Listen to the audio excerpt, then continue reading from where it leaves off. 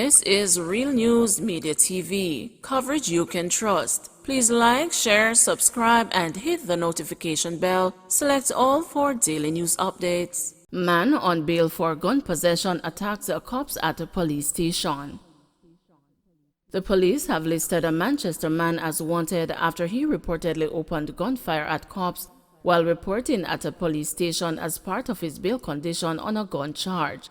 Being sought is Orlando Lee, who is from Blenheim district in Newport. Lee is being urged to turn himself into the police immediately.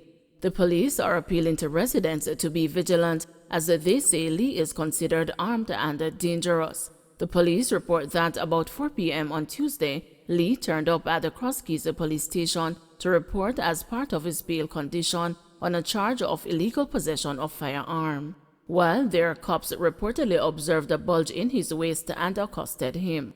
Lee reportedly pulled a firearm and opened gunfire at the cops before escaping. The police say no cop was injured during the incident.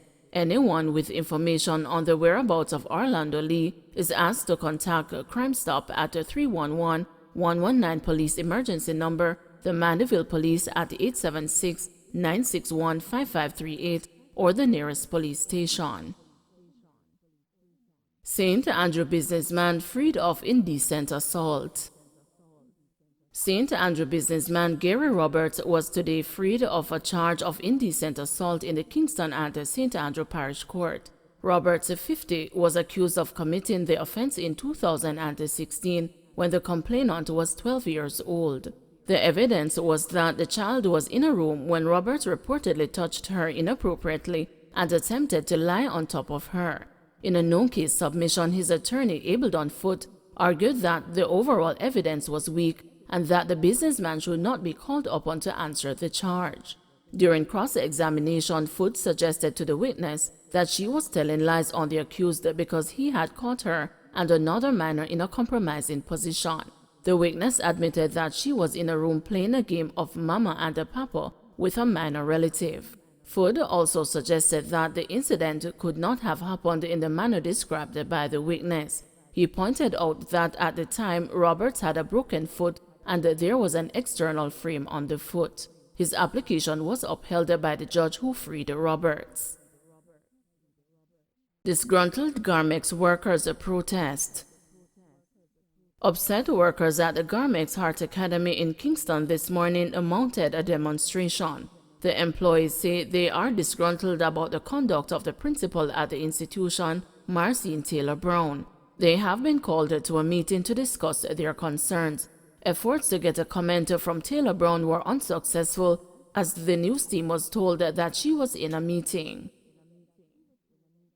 Opposition's ultimatum to Police Commissioner Fair says academic.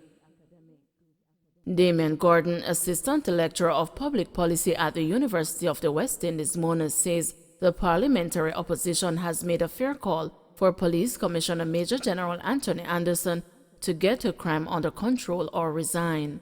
Opposition leader Mark Golding on Tuesday gave the commissioner a 60-day ultimatum, noting that there needs to be accountability for poor performance. According to Mr. Gordon, he is yet to see clear and effective strategies to address the country's crime wave.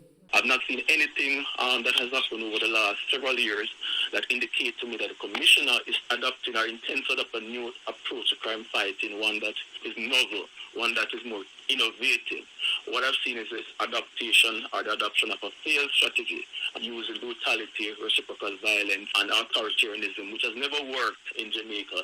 So I don't see anything that will inspire optimism in me that we're headed for a change, a new direction anytime soon. So I think based on those facts and observations, I don't think it's an unfair call. Attorney Kenyatta Powell argued that while the opposition's ultimatum is fair, it could also be viewed as attacking a public servant.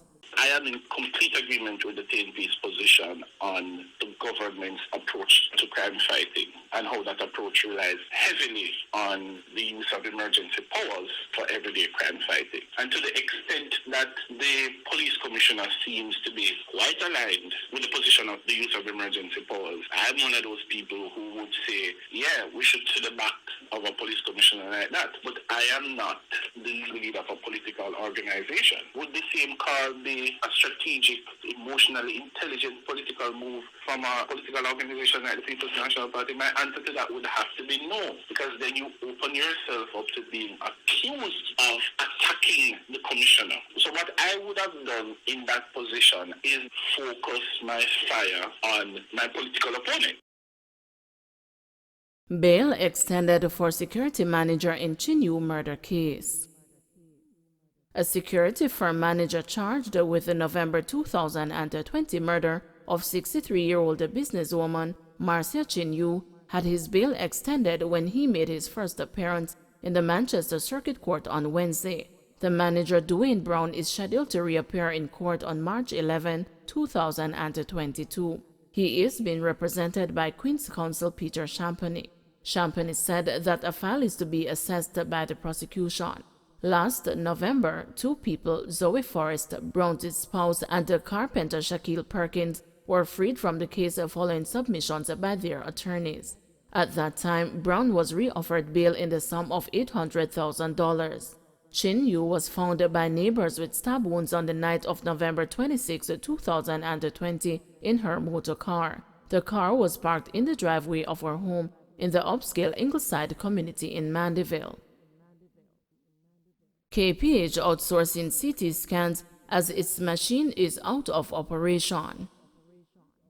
Dr. Natalie Wiley, the acting CEO of Kingston Public Hospital, says an alternative system has been implemented while the CT scan machine at the hospital is being repaired. The machine has been unavailable for the last 8 months.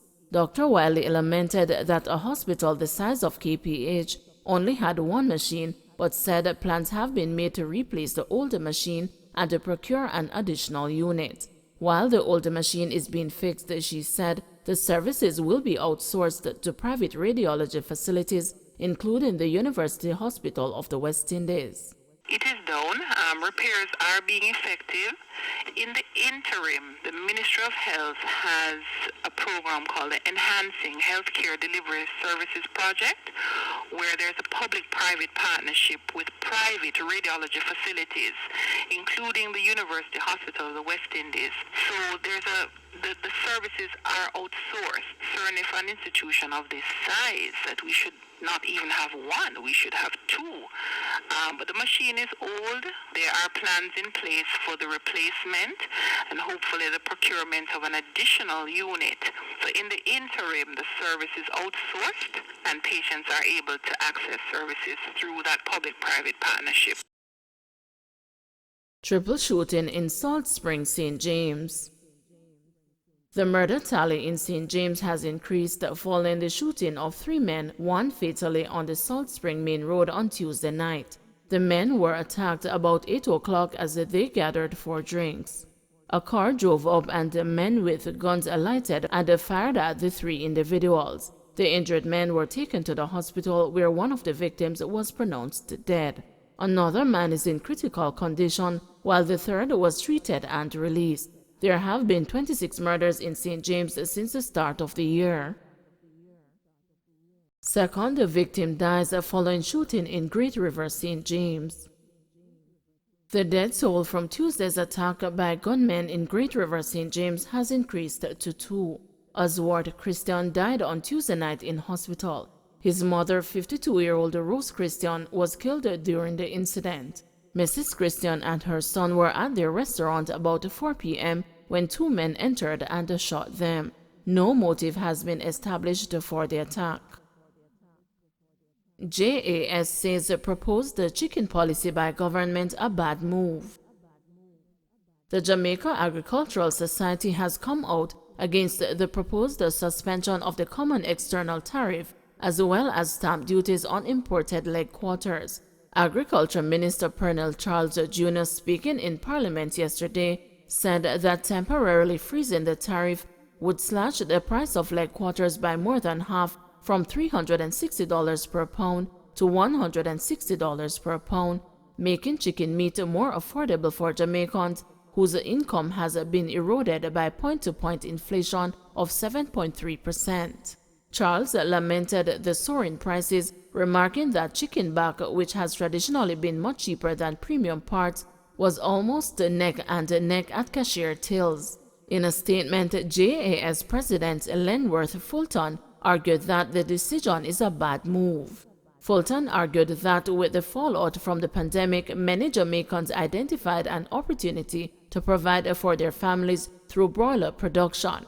He is contending that the temporary removal of import and the stamp duty from imported leg quarters would serve as a setback for small farmers and could prove even more damaging to Jamaicans socially and economically than the pandemic. The pending removal places the progress and investment made by over 150,000 small farmers in great jeopardy, argued Fulton. They took their remittances, partner payouts, severance pay, small business and family loans, and other income and invested it in the construction of chicken houses and the production of poultry. And while the larger poultry companies may withstand the impact of this drastic measure, our small farmers who are currently producing chicken for sale of $240 to $290 per pound clearly will not, he said. According to him, the proposed removal of duties on imported leg quarters will effectively eliminate the market for small poultry farmers and erode the integrity and the sustainability of the local poultry sector, which all stakeholders, led by the ministry, have worked so hard to build over the last 2.5 decades. The livelihood of thousands of Jamaicans will be at risk, and the fresh, wholesome chicken produced by these farmers will remain in their freezers, or at best have to be sold at a price to compete with the imports, thereby robbing them of recovering their investment, bringing financial ruin for many, and exacerbating the ongoing crisis with violent crime. While welcoming the minister's announcement of a $50 million subsidy to cover various input costs for poultry farmers, the JAS president said that this will not in and of itself offset the devastation. He is calling for the agriculture minister to engage with stakeholders on the matter. Don't forget to like, share, subscribe, and hit the notification bell. Select all for daily news updates.